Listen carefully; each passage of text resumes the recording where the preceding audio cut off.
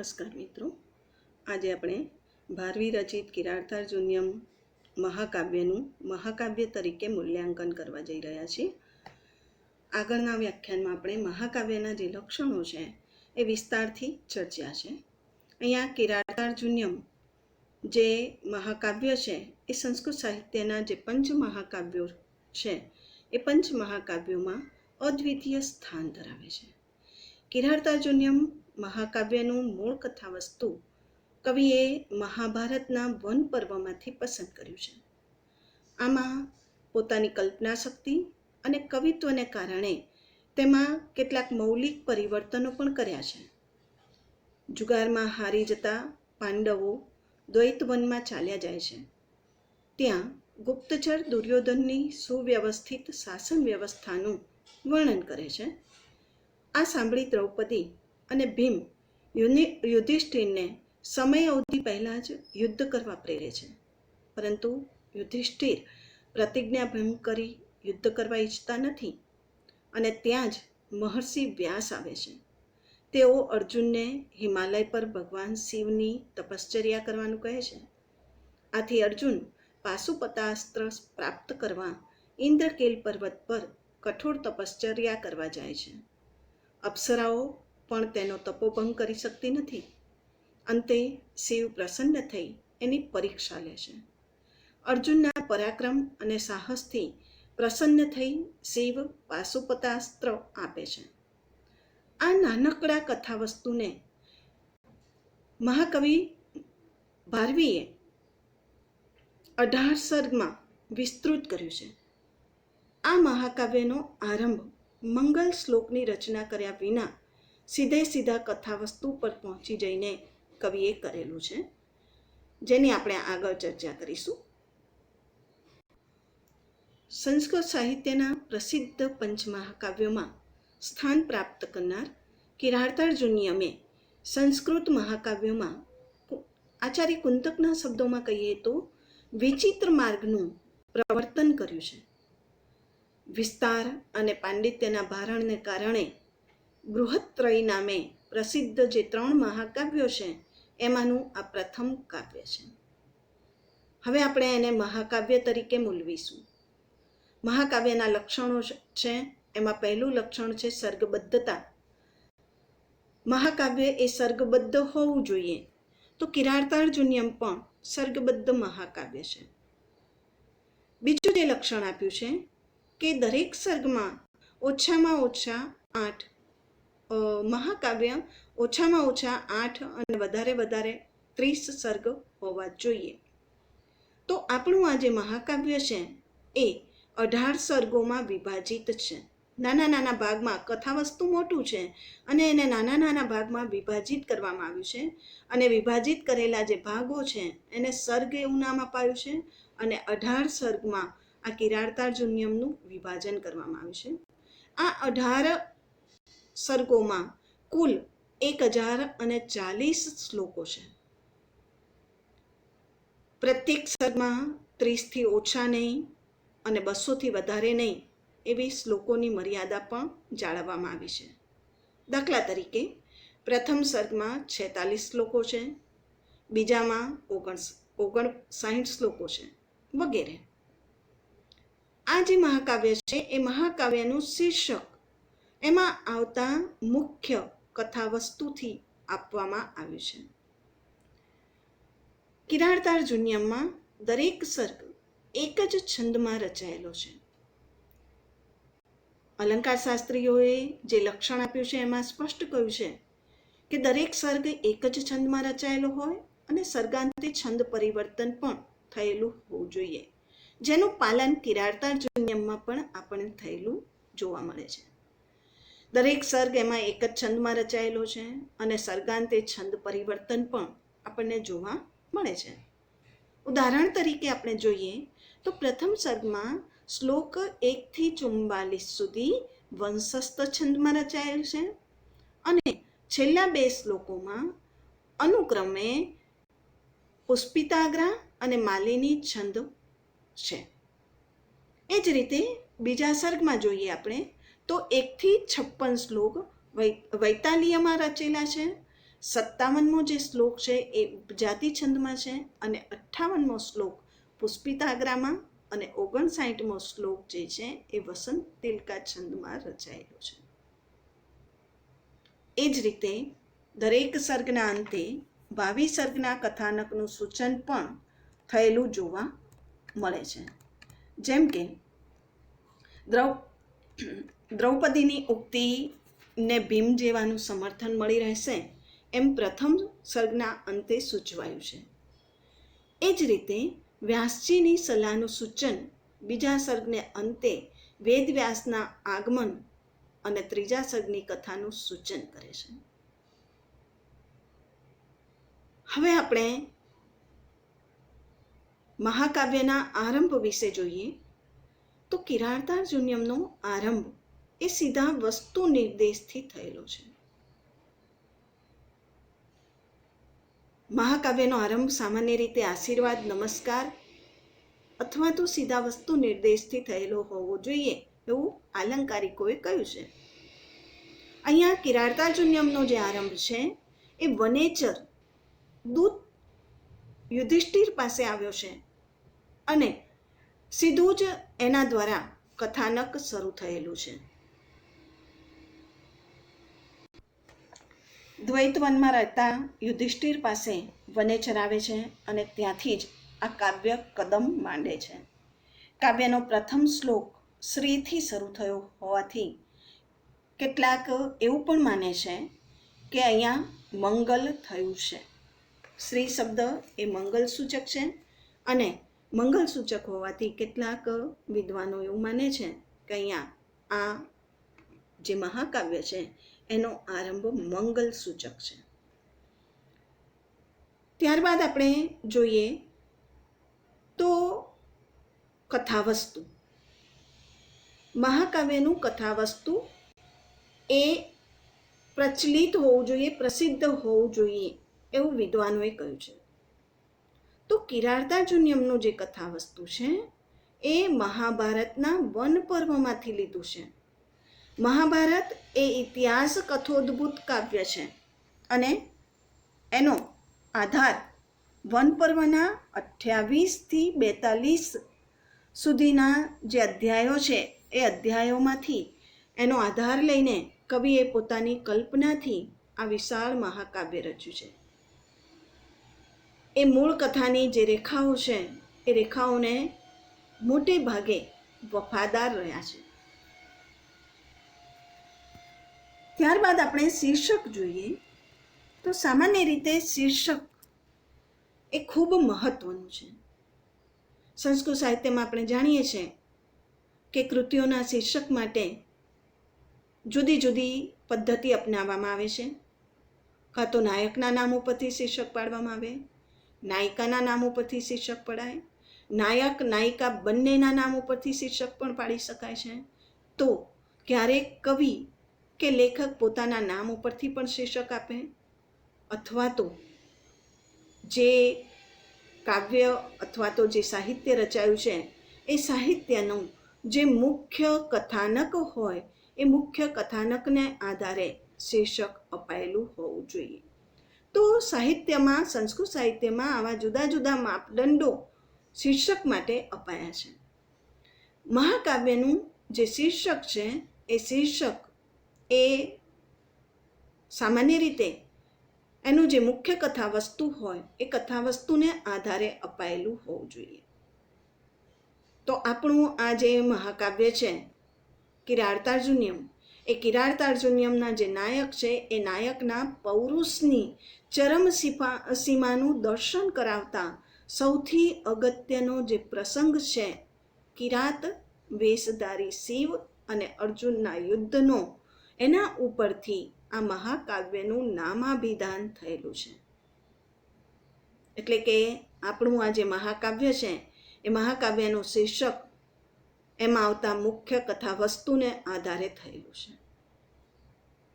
ત્યારબાદ આપણે નાયક જોઈએ તો મહાકાવ્યનો નાયક કોઈ ક્ષત્રિય અથવા તો દેવ હોઈ શકે. કિરાતાર્જુનીયમના નાયક અર્જુન છે. અર્જુન ધીરોદાત્ત કોટીનો નાયક છે. કાવ્યને અંતે તેનો અભ્યુદય બતાવવામાં આવ્યો છે અને એ અભ્યુદય ઘોર તપશ્ચર્યા અને ભયાનક યુદ્ધને અંતે થયેલો છે. અર્જુન વીર, ઉમદા, ક્ષમાવાન, સ્થિર અને દૃઢ વ્રત છે. એનામાં ક્ષાત્ર સંસ્કારો વીર રસના મહાકાવ્ય માટે ઉચિત આધારશિલા છે. ચિત્રભાનુના મતે તો આ કાવ્યનો નાયક યુધિષ્ઠિર છે, પરંતુ એ બાબતને સ્વીકારી શકાય એમ નથી. આ કાવ્યમાં અર્જુન જ મુખ્ય ફળનો ભોગતા છે. સમગ્ર કથાનક અર્જુનની આસપાસ જ વીંટળાયેલું છે અને એટલા માટે આ કાવ્યનો નાયક એ અર્જુન જ છે, યુધિષ્ઠિર નહીં. ત્યાર પછીનો મુદ્દો આપણે જોઈએ વર્ણનો.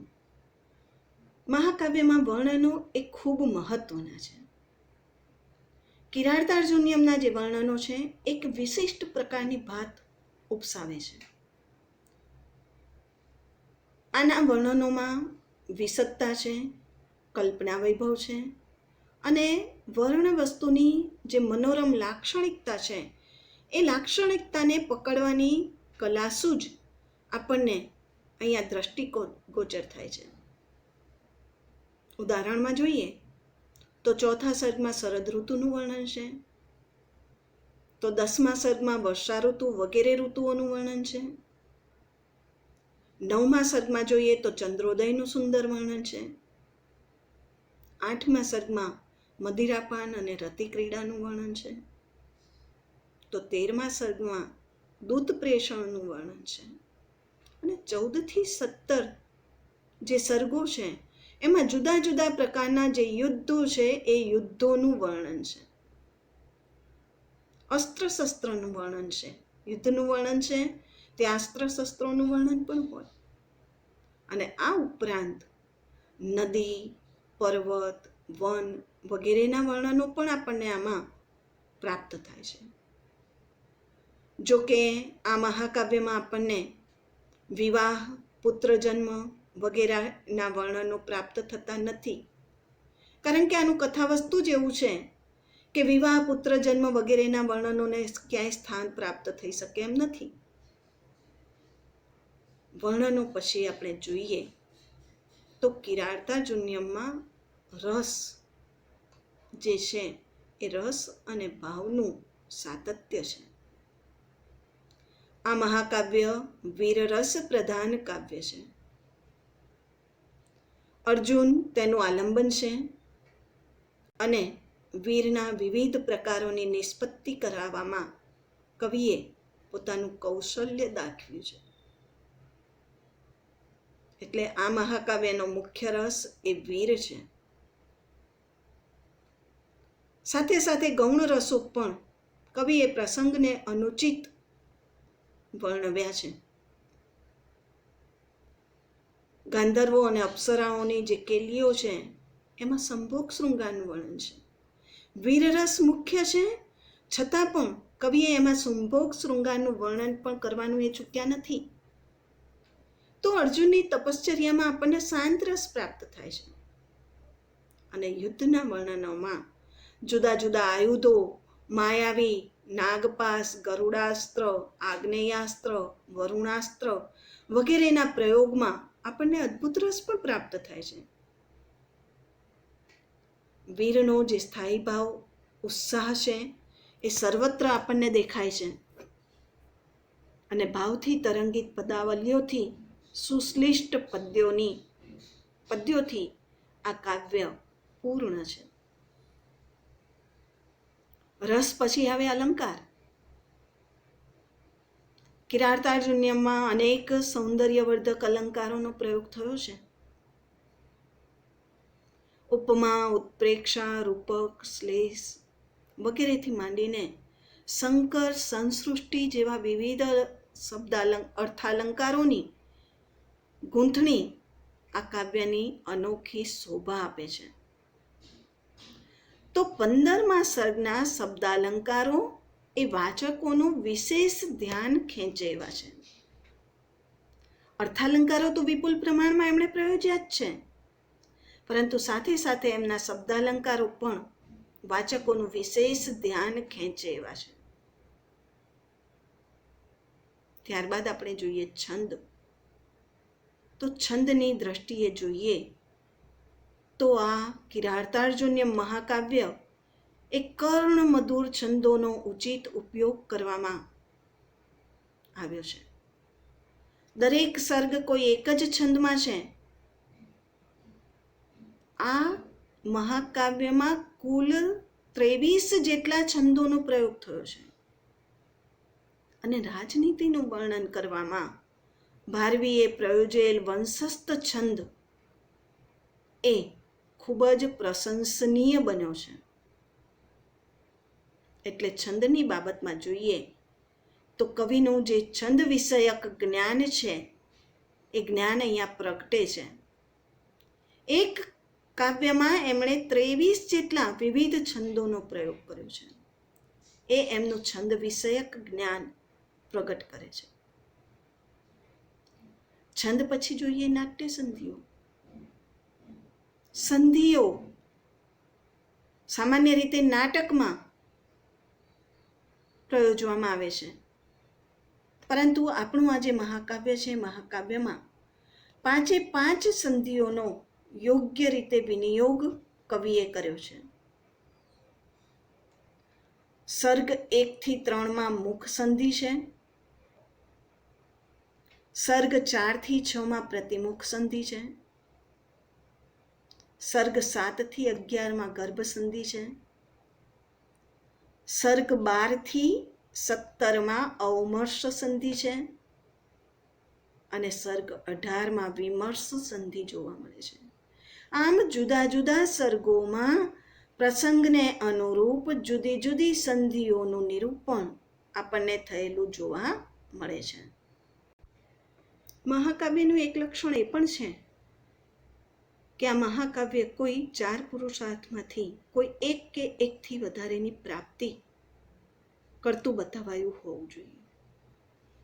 આપણું આ જે મહાકાવ્ય છે કિરાતાર્જુનીયમ, એ કિરાતાર્જુનીયમમાં પાશુપત અસ્ત્રની પ્રાપ્તિ એ રાજકીય ધ્યેયનું અગત્યનું અંગ હોવાથી એમાં અર્થનું,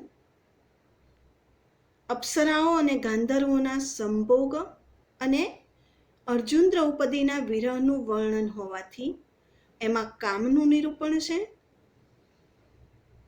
તો શિવનું પ્રત્યક્ષ દર્શન એ મોક્ષપ્રદ હોવાથી એમાં મોક્ષનું નિરૂપણ છે. આમ 4 પુરુષાર્થોને સમાવી લેવાનો પ્રયત્ન કવિ દ્વારા કરવામાં આવ્યો છે. અને આમ છતાં પણ આ જે મહાકાવ્ય છે એ મહાકાવ્યનો ફલરૂપ જે પુરુષાર્થ છે એ અર્થ છે. તો અહીંયા મુખ્ય જે મહાકાવ્યનો પુરુષાર્થ છે એ અર્થ પ્રાપ્તિનો છે. 4 જે પુરુષાર્થો છે ધર્મ, અર્થ, કામ અને મોક્ષ, એમાંથી અર્થ પ્રાપ્તિ એ ફળરૂપ છે. કામનો પણ અહીંયા નિર્દેશ થયો છે અને મોક્ષનું પણ આ મહાકાવ્યમાં નિરૂપણ થયેલું છે. એટલે આ મહાકાવ્ય 1 થી વધારે પુરુષાર્થોની પ્રાપ્તિ કરતું બતાવાયું છે. ભારવીનું આ કાવ્ય એ યુગ પ્રવર્તક કાવ્ય છે. એ સદાકાળ સુધી ટકી રહ્યું છે. કવિ માગે તો ભારવીમાંથી પ્રેરણા લઈને ભારવી સાથે કાવ્ય રચનામાં સ્પર્ધા કરી હોય એમ જણાય છે. આપણે મહાકાવ્યના લક્ષણો કિરાતાર્જુનીયમમાં કેટલે અંશે બંધ બેસે છે એની ચર્ચા કરી. તો જોઈએ તો લગભગ બધા મહાકાવ્યના લક્ષણો આપણને આ કિરાતાર્જુનીયમમાં બંધ બેસતા હોય એમ જોવા મળ્યું છે. પાશ્ચાત્ય મત પ્રમાણે તો આ મહાકાવ્ય એપિક ઓફ આર્ટ, કલાપૂર્ણ મહાકાવ્ય છે. આ એક જ કવિનું સંપૂર્ણ સર્જન છે. અને અલ્પકથા તંતુ પર સુદીર્ઘ મહાકાવ્ય રચવાનું અને તેમાં અવનવા પ્રયોગોથી ભારેખમપણું દાખલ કરવાનું ભારવીના સમયથી શરૂ થાય છે.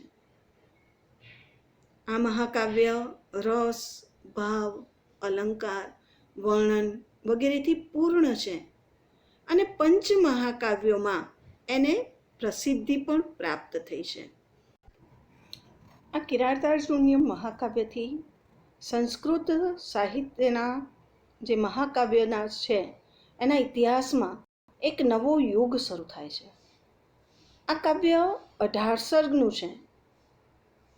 આરંભમાં મંગલ શ્લોક રચ્યા વિના જ કવિ સીધા કથાવસ્તુ પર પહોંચ્યા છે અને વનમાં વસતા યુધિષ્ઠિર પાસે બ્રહ્મચારીના વેશમાં રહેલો જે જાસૂસ છે એ જાસૂસ વનેજનને ઊભો કરી દેવામાં આવ્યો છે.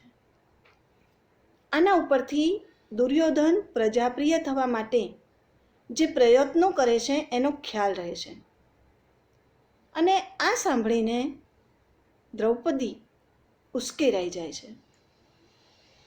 કટાક્ષમય વાણીમાં તે યુધિષ્ઠિરને દુર્યોધને કરેલી જે શરત છે એ શરતને ફગાવી દઈને પરાક્રમ દ્વારા રાજ્ય લક્ષ્મી પાછા મેળવવા માટે કહે છે. ભીમ પણ વિવિધ દલીલો અને દ્રષ્ટાંતોથી એ જ વાતને સમર્થન આપે છે. પણ નિર્ભીક યુધિષ્ઠિર સ્વસ્થતાથી દીર્ઘ દૃષ્ટિભર્યો ઉત્તર આપે છે અને ત્યારબાદ વ્યાસજી આવે છે. યુધિષ્ઠિરે ગૌરવપૂર્ણ સ્થાન પામવા પ્રયત્ન કરવો જોઈએ અને યુદ્ધ પણ કરવું જોઈએ એમ સ્વીકારી તે અર્જુનને શિવ પાસે હથિયાર લેવા માટે જવાની સલાહ આપે છે અને અર્જુન હિમાલય તરફ પ્રસ્થાન કરે છે. ચોથા અને પાંચમા સર્ગમાં શરદ ઋતુ અને હિમાલયનું વર્ણન આપણને પ્રાપ્ત થાય છે. છઠ્ઠા સર્ગમાં અર્જુનનું તપ, ગુહ્યકોનો ડર, ઇન્દ્રને યાચના અને ગાંધર્વો તથા અપ્સરાઓના આગમનનું વર્ણન છે. સાતમા સર્ગમાં વર્ણન ચાલુ રહે છે અને હાથીઓનું વર્ણન એમાં ઉમેરાય છે. આઠમા સર્ગમાં અપ્સરાઓ તથા જલક્રીડાનું વર્ણન છે. નવમામાં સંધ્યા, સૂર્યાસ્ત, ચંદ્રોદય તથા રાત્રિ સમયે કામીઓના વિલાસનું વર્ણન છે અને દસમામાં 6 ઋતુઓની સહાયથી અર્જુનને તપમાંથી ચલિત કરવાનો અપ્સરાઓનો જે પ્રયાસ છે એનું વર્ણન કરવામાં આવ્યું છે. 11મા સર્ગમાં ઇન્દ્ર તપસ્વી વેશે આવે છે અને ક્ષાત્ર તેજ તથા તપસ્વીના જે દોષો છે એ દોષોની એ ચર્ચા કરે છે. અર્જુન ફળના ગૌરવ માટે તપ કરતો હોવાનું જાણીને તે પ્રસન્ન થાય છે અને પોતાના મૂળ સ્વરૂપે પ્રગટ થઈ એને શિવની કૃપા પામવાની સલાહ આપે છે. 12મા સર્ગમાં અર્જુનનું તપ તથા મૂક રાક્ષસનું વરાહના રૂપમાં આગમન દર્શાવાયું છે. ત્યાર પછીના 2 સર્ગમાં અર્જુન તથા કિરાતના વેશમાં રહેલા શિવના બાણ એક સાથે વરાહ ઉપર પડે છે એ દર્શાવીને કિરાતે અર્જુન પાસે પોતાના સિક્કાની માગણી કરતો બતાવાયો છે. અર્જુન આનો વિરોધ કરે છે અને એ મુદ્દા પર બંને વચ્ચે યુદ્ધ થાય છે કે શિવના લશ્કર કે બાણ અર્જુન ઉપર અસર કરી શકતા નથી. યુદ્ધનું વર્ણન વિસ્તારતા કવિ વિવિધ તરકીબો કાવ્યબદ્ધ કરે છે. અને છેલ્લે બંને યોદ્ધાઓ દ્વંદ્વ યુદ્ધ પર આવી જાય છે. અને આ દરમિયાન આકાશમાં ઉછળતા શિવના પગ પકડી લઈને અર્જુન પગ પકડી લે છે અને કિરાત રૂપધારી શિવ એની ઉપર પ્રસન્ન થાય છે. તેઓ તેને દર્શન આપે છે અને છેવટે અર્જુન દૈવી શસ્ત્રો માગે છે અને શિવ એને આપે છે. આ કિરાતાર્જુનીયમનું કથાવસ્તુ આપણે ટૂંકમાં જોયું અને એને મહાકાવ્ય તરીકે એનું મૂલ્યાંકન કર્યું. સાહિત્યશાસ્ત્રીઓએ મહાકાવ્યના લક્ષણો આપ્યા છે. એ જ વખતે એમણે સ્પષ્ટતા પણ કરી દીધી છે કે આ બધા લક્ષણો કોઈ મહાકાવ્યમાં ન હોય તો પણ ચાલે. એમાંથી મોટા ભાગના લક્ષણો એમાં બંધ બેસતા હોવા જોઈએ. તો આપણે એ બાબત પણ નોંધી કે મોટા ભાગના લક્ષણો કિરાતાર્જુનીયમમાં બંધ બેસે છે અને એટલે જ એ પંચ મહાકાવ્યોમાં સ્થાન પામ્યું છે અને એ કલ્પાંતર સ્થાયી પણ બનેલું છે. અસ્તુ.